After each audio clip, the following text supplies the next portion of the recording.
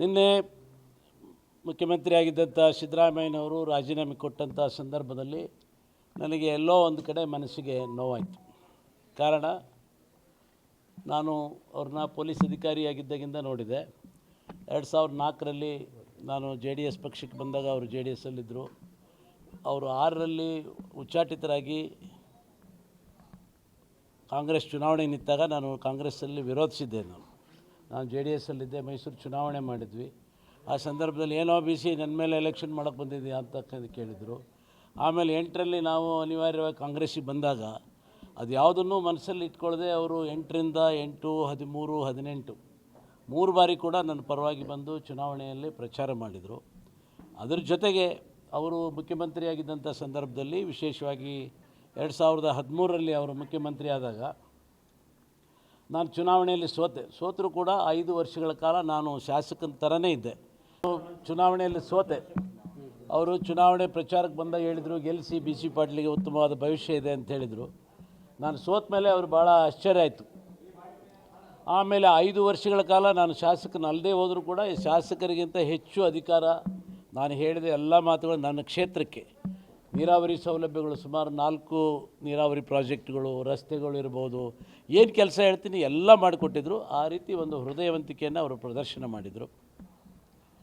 18ರಲ್ಲಿ ಬೇರೆ ಬೇರೆ ಕಾರಣಗಳಿಂದ ನನಗೆ ಅನ್ಯಾಯ ಆದಾಗ ನಾನು ಕಾಂಗ್ರೆಸ್ ಪಕ್ಷವನ್ನು ಬಿಟ್ಟು ಹೊರಗಡೆ ಬಂದು ಮಂತ್ರಿ ಆದಮೇಲೂ ಕೂಡ ಅವರು ಎಂದೂ ಕೂಡ ನನಗೆ ಯಾಕೆ ಹಿಂಗೆ ಮಾಡಿದೆ ಅಂತ ಎಂದೂ ಕೇಳಲಿಲ್ಲ.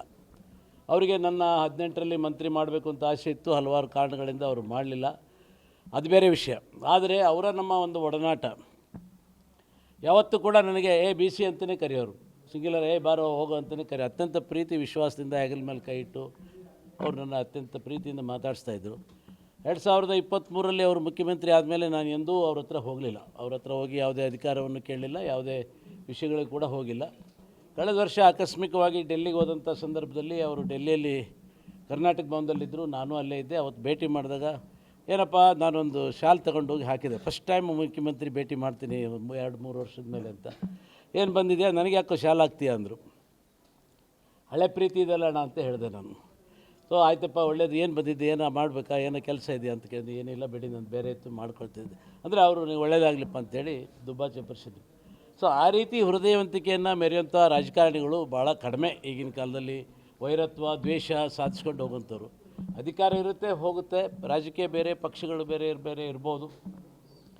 ಆದರೆ ಒಬ್ಬ ವ್ಯಕ್ತಿಗೆ ಏನು ಗೌರವ ಕೊಡಬೇಕು ಅದನ್ನು ಅವರು ಕೊಟ್ಟಿದ್ದು. ನನಗೆ ವಿಶೇಷವಾಗಿ ಎಲ್ಲ ರೀತಿಯಿಂದ ಅವರು ಸಹಕಾರ ಮಾಡಿದರು. ಹಾಗಾಗಿ ಒಬ್ಬ ಧೀಮಂತ ನಾಯಕ, ಅವರು ಹೃದಯವಂತಿಕೆ ಇರುವಂಥವ್ರು, ಅತ್ಯಂತ ಚಾಣಾಕ್ಷ, ಅರ್ಥಶಾಸ್ತ್ರಜ್ಞ ಅಂಥವರು ಒಬ್ಬ ರಾಜೀನಾಮೆ ಕೊಟ್ಟರು ಅಂದಾಗ ನನಗೆ ಗೊತ್ತಿಲ್ಲದೇ ಎಲ್ಲೋ ಒಂದು ಕಡೆ ನೋವಾಯಿತು. ಅದನ್ನು ನನ್ನ ಟ್ವೀಟ್ ಮೂಲಕ ಮತ್ತು ನಾನು ಇನ್ಸ್ಟಾಗ್ರಾಮು, ಫೇಸ್ಬುಕ್ ಮೂಲಕ ಹಂಚ್ಕೊಂಡಿದ್ದೀನಿ. ಅಷ್ಟು ಬಿಟ್ಟರೆ ಬೇರೆ ಏನೂ ಇಲ್ಲ. ಏನು ಒತ್ತಾಯಪೂರ್ವಕವಾಗಿ ಇಳಿಸಿದ್ರು ಅನ್ನಿಸ್ತಾ?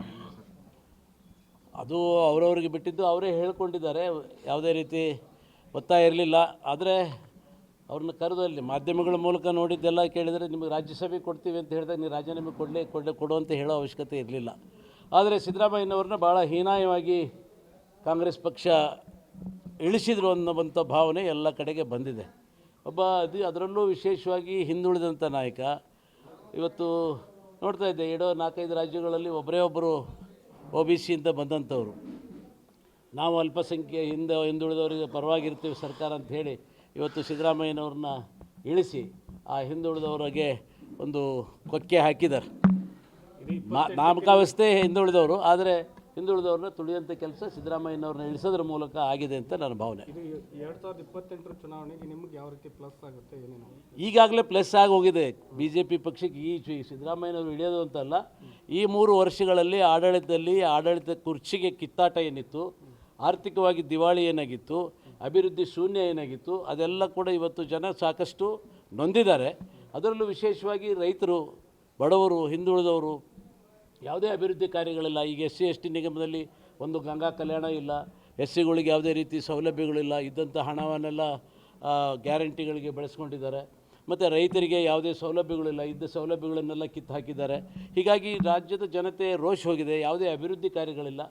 ಅದರಲ್ಲೂ ಈಗ ಸಿದ್ದರಾಮಯ್ಯನವರು ಹೋಗಿರೋದು ಇದು ಮತ್ತೆ ಬ್ಲೆಸ್ಸಿಂಗ್ ಇನ್ ಡಿಸ್ಗೈಸ್ ಅಂತ ಹೇಳ್ತಾರಲ್ಲ, ಹಾಗೆ ಇವತ್ತು ಜನಕ್ಕೆ ಗೊತ್ತಾಯಿತು ಇವ್ರದ್ದು ಮುಖ ಬಣ್ಣ, ಕಾಂಗ್ರೆಸ್ಸಿನ ನಿಜವಾದ ಬಣ್ಣ ಏನು ಅಹಿಂದ ಹೇಳ್ಕೊಂಡು ಏನು ಮಾಡ್ತಾಯಿದ್ರು. ಸಿದ್ದರಾಮಯ್ಯನವ್ರನ್ನ ಇಳಿಸೋದ್ರ ಮೂಲಕ ಇವ್ರ ಮುಖ ಬಣ್ಣ ಬದಲಾಗಿದೆ. ಇವ್ರನ್ನ ಜನ ನಂಬೋದಿಲ್ಲ.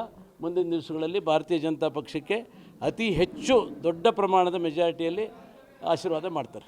Thank you sir. News first ನಿರ್ಭೀತಿಯಿಂದ ನಿಮ್ಮ ಪರವಾಗಿ.